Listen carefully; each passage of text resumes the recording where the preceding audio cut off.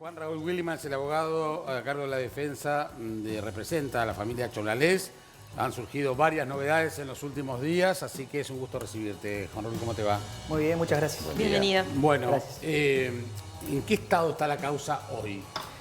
Bueno, en realidad habría que dividir dos situaciones distintas. La que originalmente venía hace un tiempo con el procesamiento de Moreira, que es la última noticia respecto de que... Ángel Moreira Alcachila. Claro, que efectivamente había llegado a la etapa donde la Fiscalía debía de acusar, dedujo acusación, la defensa contestó la acusación y en estos días se dictó sentencia, que es lo que fue la última noticia.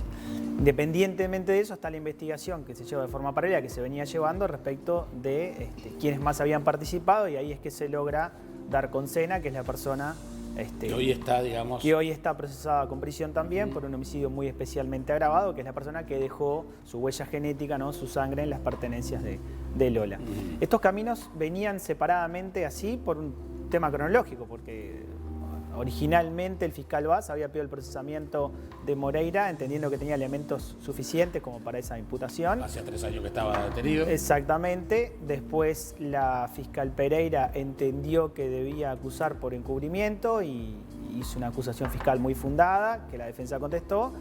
Y hoy hay otra posición jurídica al respecto, que es la del fiscal del juez de la causa, perdón, que entiende que no hay plena prueba que permita responsabilizar a Moreira, ¿no? O sea, son todas etapas distintas. Eso no impide que la investigación que se está llevando adelante respecto de la participación de Sena y eventualmente de quién más haya participado se siga adelante, claro, obviamente, pero respecto de Moreira se había llegado a esta etapa y necesariamente había que pasar a esta etapa. ¿Y qué había declarado Moreira para que terminara procesado? ¿Y cuáles eran los elementos que en primera instancia se tuvieron en cuenta, más allá de sus declaraciones, en lo que tenía que ver con, no sé, con cosas que se encontraron y que lo habilitaran a ese procesamiento? Claro. Porque, o sea, que vaya cambiando tanto, uno no lo entiende, ¿no? Pero digo, en primera instancia, ¿cómo fue? Es bastante más común de lo que parece. ¿Sí? En realidad, si uno mira ahí, tiene por lo menos 4 operadores jurídicos que pensaron distintos, porque originalmente el primer fiscal, por ejemplo, Morosoli, podía pensar una cosa, después hubo otra fiscal que pensó otra, después el fiscal Vaz,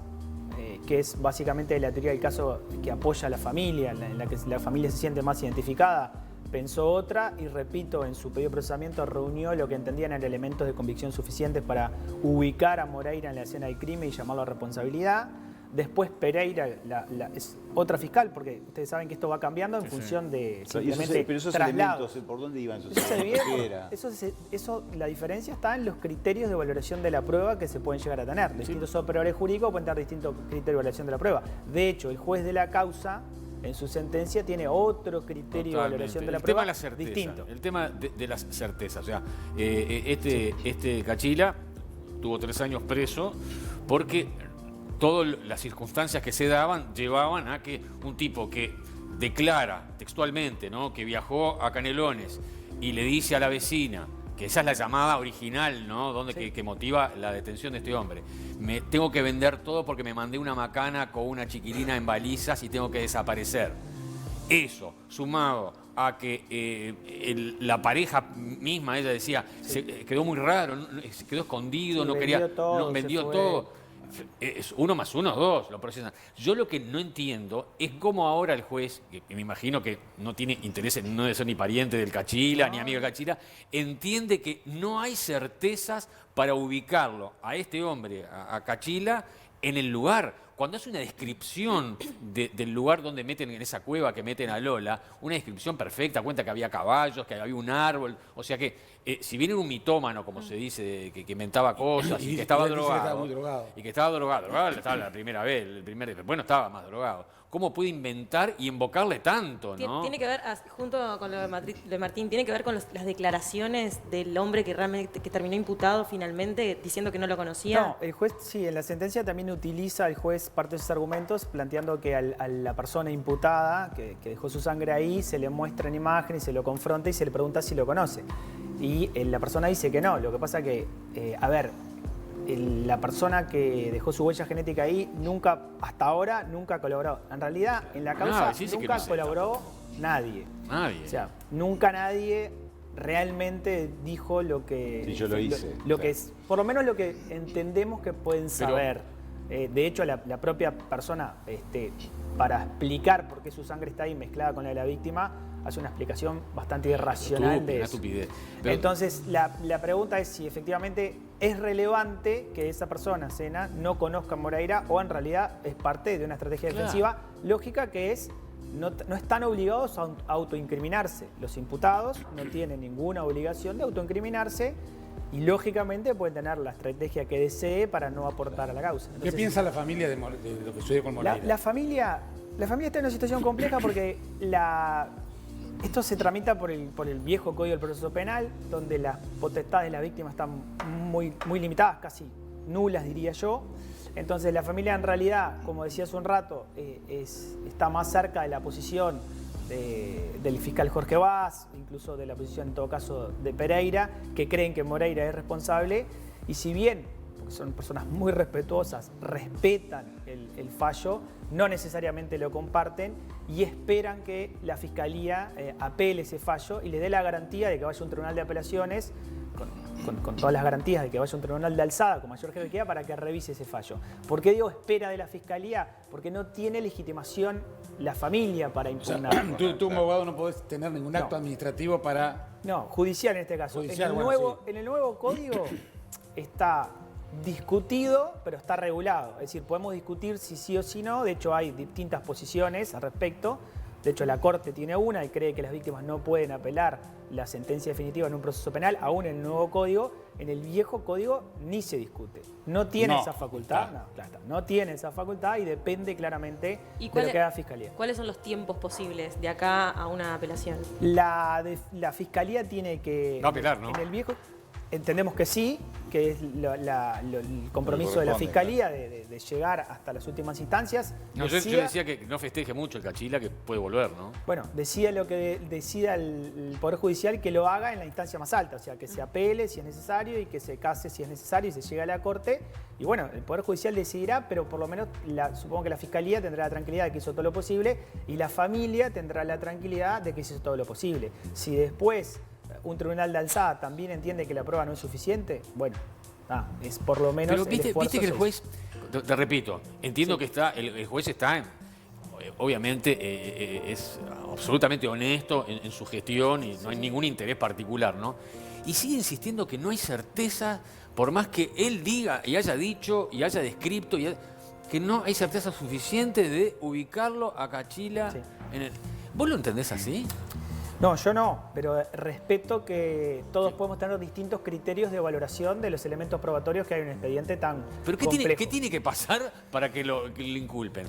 Bien. O sea, Capaz que tiene que ver con las pericias psiquiátricas de este hombre, ¿o sí, no? la pericia lo que indica que es una persona mitómana, pero mitómano puede ser a favor o en contra de su inculpación, porque mitómano puede ser que efectivamente mienta y se ubique en la escena cuando no estuvo, o mitómano puede ser al revés, que claramente se ubica, va cambiando de posición. Hasta hace unos días le hicieron una entrevista cuando le preguntaron cómo sabía lo que sabía, el periodista le dijo, ahí me quebraste, como diciendo, no te puedo contestar. Claro. Tiene 2 días la entrevista.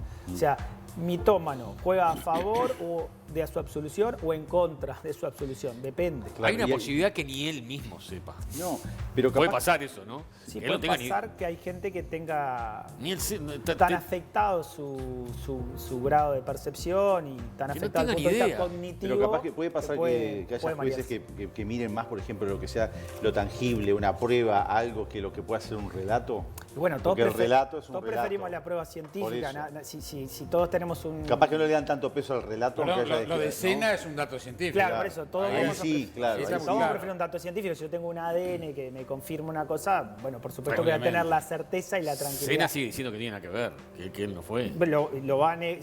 Tal vez lo niegue de por vida, pese a que ha demostrado que estuvo ahí, que tuvo un contacto con las pertenencias y que la sangre mezclada solo se mezcla en un enfrentamiento, porque no es difícil que yo mezcle la sangre en el relato que hace. ¿Cuáles son los tiempos de la Fiscalía para todo este proceso? No, lo que tiene que hacer la Fiscalía en este sistema anterior es anunciar el recurso de apelación. Tiene 3 días para anunciar el recurso de apelación. ¿Ahora? Sí, Ahora. tiene apenas 3 días Por eso. para anunciarlo, Ya porque estamos ahí. ese sistema anterior, muy vetusto, donde era todo por escrito, entonces tiene que anunciarlo, después le dan traslado el anuncio para un control formal de la apelación, y después baja un decreto donde el juez le indique que sí, justamente formule los agravios y los fundamentos de la apelación, y bueno, y eso se hará, no tengo duda, o en principio creo que la Fiscalía va a hacer eso, y después ir al Tribunal de Apelaciones.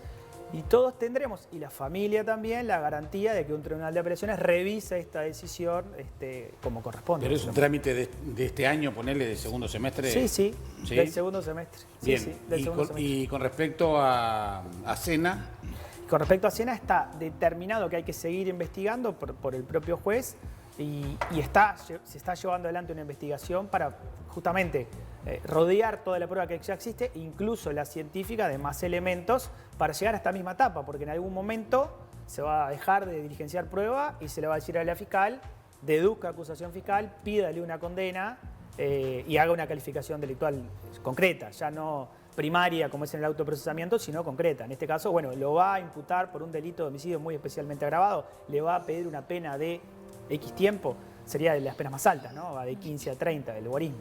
Bueno, hay que llegar a ese punto también con este imputado y hay que seguir investigando. La familia va atrás de la justicia, pero primero va atrás de algo que le costó muchísimo conseguir, que es la verdad, que es qué pasó. Sí, sí. Y nunca, de verdad, nunca tuvieron la posibilidad concreta de que alguien, como ha pasado en otros casos, donde las personas confiesan y dicen esto es lo que pasó. No, la tienen que ir reconstruyendo de a pedacitos. porque además con también parte todas de las información. pruebas se contaminaron, digo, fue todo un proceso que vino como Un que proceso, muy mal parido. fue ¿no? un proceso complejo, pero cuando no tenés una confesión, cuando no tenés, Claro. tenés que reconstruir la verdad con pedacitos de pruebas. Entonces la autopsia te dice una cosa, la declaración de una persona te dice otra, y vos vas armando, ¿no?, un puzzle y vas llegando. En realidad uno tiene una teoría del caso de qué fue lo que pasó y cuántos fueron los que participaron, etcétera. Pero eso es una cosa, y otra cosa es, bueno, después realidad, contar con la claro. prueba que justifique todo eso y que permita las condenas necesarias. Si bien todo el tema de la prueba genética de Sena y todas las comprobaciones que hubo, que nos enteramos, que celebramos por el tema de cómo se llegó a eso y todo, fue muy importante.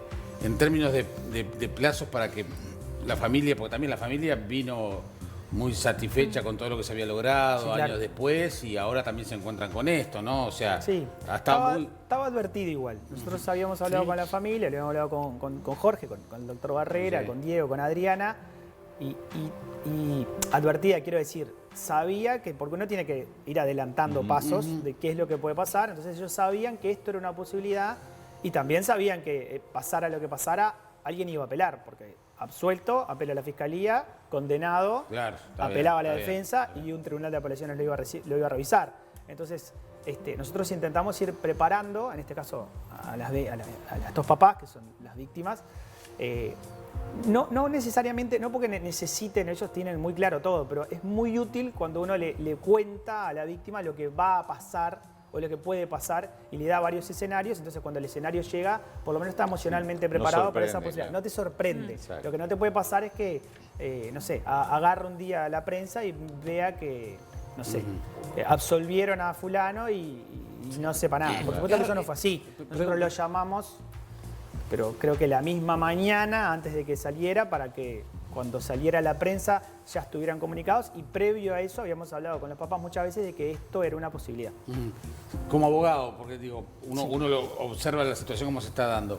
¿Es lógico la convivencia de casos con el código viejo y con el código nuevo? Porque suena medio extraño, ¿no? No había O sea, otra, pasa que había que poner una línea, la línea quedó en noviembre de 2017, todo lo que se venía tramitando para esa fecha quedó alcanzado. Pero no hay herramientas válidas, positivas, novedosas del código nuevo que permitan Se puede. acelerar o... Respecto a la víctima, no. Porque Claro. el estatuto de la víctima, que está regulado en el nuevo código, claramente se aplica para el nuevo código del proceso penal. De hecho, en el viejo código ni siquiera existía la palabra víctima. La palabra era damnificado, denunciante. Claro. No aparecía, no estaba en el radar la víctima. Traspolar algunos institutos del código nuevo, del código anterior, solo si fueran en beneficio del reo, o sea, solo en beneficio del imputado, porque eso es una garantía básica. Entonces yo podría decir que, por ejemplo, podría pasar un abreviado, que es un instituto del Código Nuevo, al Código Viejo si colaborara. ¿Por qué? Porque si lo beneficia, se podría interpretar que hay un instituto que lo ayude, no un instituto que lo perjudique. Eso no estaría, no hay ningún instituto que le beneficie o que piensen las víctimas.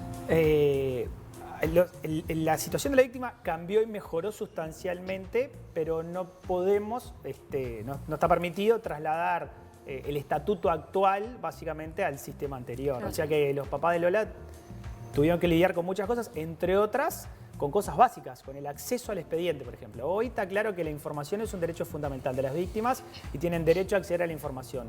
Pero hasta hace unos años no estaba tan claro. O sea que alguien puede ir al juzgado y rebotar una y otra vez y le van a decir que era reservado. Que no podías, claro. Exactamente. Sí, doctor, nos impresionó mucho el relato de Cachila de lo que fue su confinamiento, ¿no?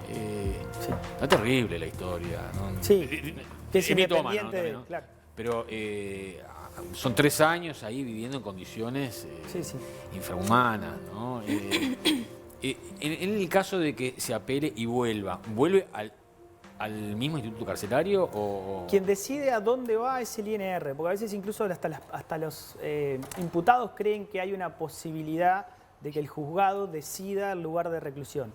Y eso no es verdad, los jueces no tienen esa capacidad. En realidad el INR, como autoridad administrativa y conforme a una evaluación que tiene que hacer, es que decide dónde va. Claro. De hecho lo trasladaron a dos. Sí, después lo sacaron, hecho, lo mandaron a una mejor. Es verdad que en el sistema actual los jueces de ejecución pueden recibir, controlan la ejecución de la pena y pueden recibir escritos de la defensa planteando situaciones puntuales, porque la persona puede estar enferma, puede tener una dificultad. Pero es cierto es que la decisión en general es una decisión administrativa que tiene que ver con el perfil. Y que sí, está complejo. El sistema... Claro. Bueno, el relato de Cachila es como un animal, ¿no? Sí. Yo le quería cambiar de tema rapidito antes de irnos claro. sobre la situación de este sumario, ¿no? A Raúl Iglesias, el fiscal de delitos sexuales, para ser apartado de su cargo, bueno, la retención del 50% de su sueldo.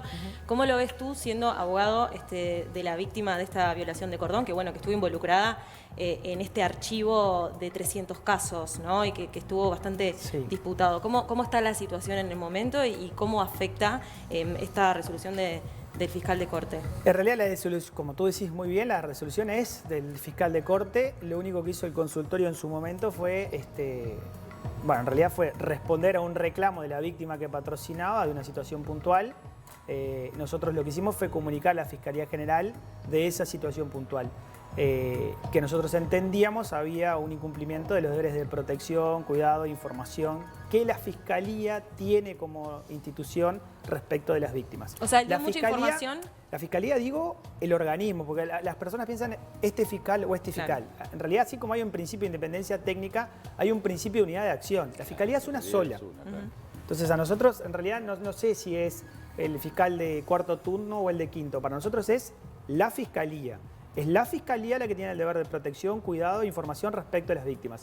Si nosotros en nuestro trabajo, que es nuestro trabajo, detectamos un incumplimiento en esos deberes, lo que hacemos es, lo ponemos en conocimiento de la Fiscalía General porque le estamos diciendo, esta es tu responsabilidad. Nosotros cumplimos con la nuestra, que también la tuvimos que hacer. Frente al reclamo de la víctima que patrocinábamos, tuvimos que ir a plantear que se estaba pasando esa situación. Ahora bien, después la Fiscalía tiene sus propios mecanismos. Lo que entiendo que sucedió es que, no solo por esta razón, porque en realidad no estamos formalmente notificados, pero entiendo que por esta razón y por otras razones, la Fiscalía tomó una decisión administrativa. Claro. Que en este caso sería analizar si hay o no responsabilidad administrativa de uno de sus funcionarios. Lo que pasa bastante seguido, simplemente que el tema está un poco mediatizado y politizado, claro. Pero funcionarios sometidos a un proceso administrativo disciplinario en el Estado, ahí por todos lados, todo el tiempo. Claro. De hecho, en general, el sumario representa una garantía porque ahí es donde se investiga la situación realmente y donde el funcionario tiene todas las garantías para defenderse, plantear su postura antes de que el jerarca decida si efectivamente está frente a la comisión de una falta administrativa, pasible de una sanción administrativa o no. Claro. Raúl, gracias por venir. Por favor. Un gusto recibirte. Muchas gracias.